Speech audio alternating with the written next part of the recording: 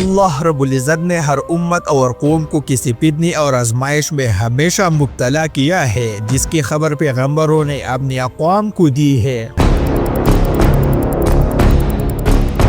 امتی محمدیہ کے لیے ایک بڑی آزمائش وحشی اور درندہ صفت قوم کے خروج کی شکل میں لکھ دی گئی ہے، جس کے وقوع پذیر ہونے میں کوئی شک نہیں۔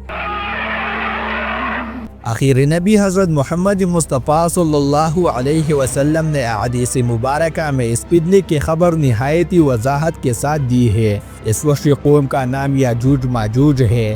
یہ وہ قوم ہے جس کی پیشنگوئی نہ صرف نبی کریم صلی اللہ علیہ وسلم نے دی، بلکہ تورات اور انجیل میں بھی اس قوم کا ذکر ملتا ہے، جسے گوگ اینڈ میگوگ کہا جاتا ہے۔ دراصل یاجوج ماجوج حضرت نوح علیہ السلام کی تیسرے بیٹے یافس بن نوح کی اولاد میں سے ہے۔ یہ لوگ شمالی مشرقی ایشیا میں زندگی بسر کیا کرتے تھے اور اپنے ارد گرد کے علاقے پر ہمیشہ وحشیانہ حملہ کیا کرتے تھے۔ ایک ایسی خوفناک مخلوق جب وہ اس روح زمین پر نکلے گی تو سب کچھ کھا جائے گی۔ کوئی انسان، الغرض چرند پرند حیوان، کوئی بھی چیز اس روح زمین پر باقی نہ رہے گی۔ اس مخلوق کے نکلنے کے بعد روح زمین پر ہر طرف چٹیل میدان اور ویرانی ہی ویرانی ہو جائے گی۔ یہ مخلوق اتنی خوفناک ہوگی کہ دنیا کی ہر چیز کھانے کے باوجود بھی ان کی بھوک نہ مٹے گی۔ زمین کے ہر جاندار اور بے جان چیزوں کو کھانے کے بعد یہ قوم آسمان والوں کو بھی کھانے کا ارادہ کرے گی،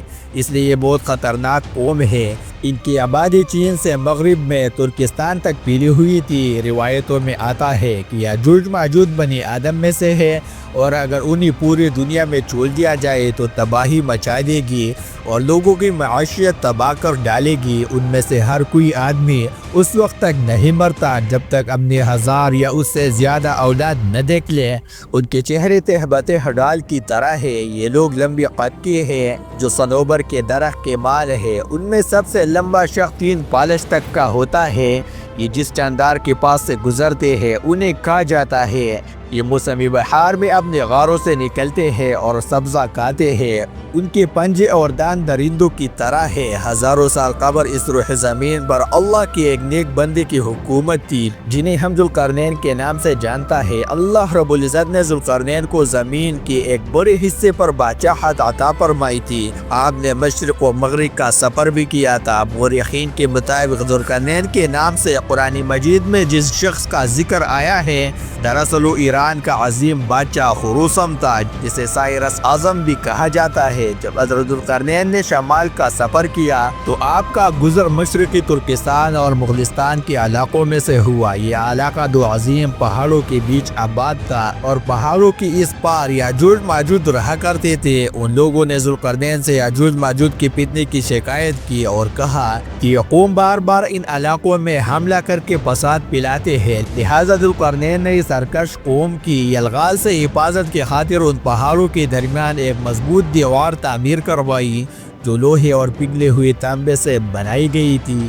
یہ تعمیر مکمل ہونے کے بعد آپ نے اللہ کا شکر ادا کیا اور لوگوں کو آگاہ کیا کہ یہ دیوار وقتی طور پر اس قوم سے حفاظت کرے گی، لیکن ہر چیز پناہ ہو کر رہتی ہے، لہٰذا ایک دن یہ دیوار بھی ٹوٹ جائے گی اور یاجوج ماجوج ان علاقوں سے نکل کر تمام زمین پر پھیل جائے گی، جیسا کہ اللہ نے قرآن مجید میں ارشاد فرمایا، یہاں تک کہ جب یاجوج ماجوج کھول دیے جائیں گے اور وہ ہر بلندی سے دولتی ہوئی آئیں گی اور سچا وعدہ قریب آ لگے گا۔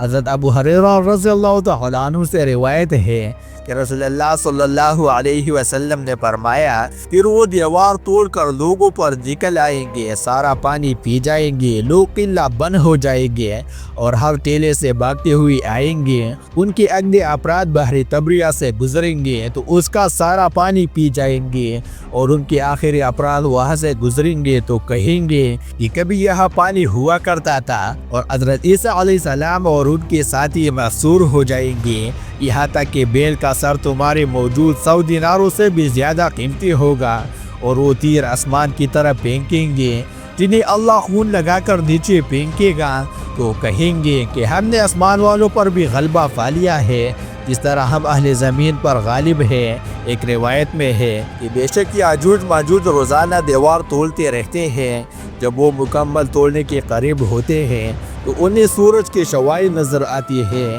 اتنے میں ان کا بڑا کہتا ہے چلو باقی کل توڑیں گے۔ تو اگلے دن اللہ اس تہوار کو پہلے سے بھی محفوظ بنا دیتا ہے۔ جب ان کی قید کی مدت ختم ہو جائے گی اور اللہ انہیں لوگوں کے سامنے ظاہر کرنا چاہے گا تو اس دن جب وہ سورج کے شوائد دیکھیں گے تو ان کا بڑا کہے گا چلو انشاءاللہ باقی کل توڑیں گے۔ جب وہ اگلی دن آئیں گے تو انشاءاللہ کہنے کے برکت سے دیوار اتنی ہی ہوگی جتنی چھوڑ کر گئے تھے۔ یوں باقی دیوار توڑ کر باہر آ جائیں گے۔ دیوار توڑنے کے بعد یہ زمین میں خوب قتل و غارت گری کریں گے۔ یہ سب قیامت کے قریب ہوگا۔ حضرت عیسیٰ علیہ السلام ان کی ہلاکت کے لیے دعا فرمائیں گے تو اللہ ان کے گردنوں میں کیڑے پیدا فرمائے گا جس سے فوراً مر جائے گے۔ روح زمین پر ان کے لاشوں کی بدبو پھیل جائے گی۔ پھر اللہ تعالیٰ ایک قسم کے پرندوں کو بھیجے گا جو ان کے لاشیں اٹھا کر جہاں خدا چاہے گا پھینک آئے گا۔ یوں یاجوج ماجوج کا خاتمہ ہو جائے گا۔ مورخین اور محققین کے مطابق سرزمین قطام میں دریائے خزر اور دریائے سیاح کے درمیان ایک پہاڑ کا سلسلہ ہے جو ایک دیوار کی طرح شمال اور جنوب کے ایک دوسرے سے الگ کرتا ہے۔ اس میں ایک دیوار کی طرح کا درہ بھی موجود ہے جو مشہور درہ داریال ہے۔ یہاں ایک قدیم تاریخی لوہے کی دیوار نظر آتی ہے۔ اس بنا پر بہت سے لوگوں کا نظریہ یہ ہے کہ دیوار ذوالقرنین یہی ہے، جبکہ کچھ مورخین دیوار چین اور دیوار ترمس کو دیوار ذوالقرنین مانتے ہیں۔ یہ تمام نظریات قیاس اور اندازوں پر مبنی ہے۔ دیوار ذوالقرنین کہاں بنائی گئی ہے اور کہاں واقع ہے اس کا علم صرف اللہ تعالیٰ کو ہی ہے، اور وقت مقررہ پر اس دیوار کو یاجوج ماجوج توڑ کر باہر نکل آ جائیں گے اور اسی طرح یاجوج ماجوج کا فتنہ ظاہر ہوگا، لیکن یہ قیامت کے قریب ہوگا۔ یہ قیامت کی نشانیوں میں سے ایک نشانی ہے جو ضرور ظاہر ہوگی کیونکہ یہ قرآن میں ہے۔ میرے نبی نے فرمایا ہے، اس میں اگرچہ بہت سی روایت کمزور بھی ہے۔ اور یہ آپ سے ذوالقرنین کے بارے میں سوال کرتے ہیں، آپ فرما دیجئے کہ میں عنقریب تمہارے سامنے ان کے کچھ احوال کا تذکرہ کروں گا۔ پھر وہ ایک اور مہم پر چل پڑا، حتیٰ کہ جب وہ دو پہاڑوں کے درمیان پہنچے ان کے پار انہوں نے ایک ایسی قوم کو دیکھا جو ان کی کوئی بات نہیں سمجھتی تھی۔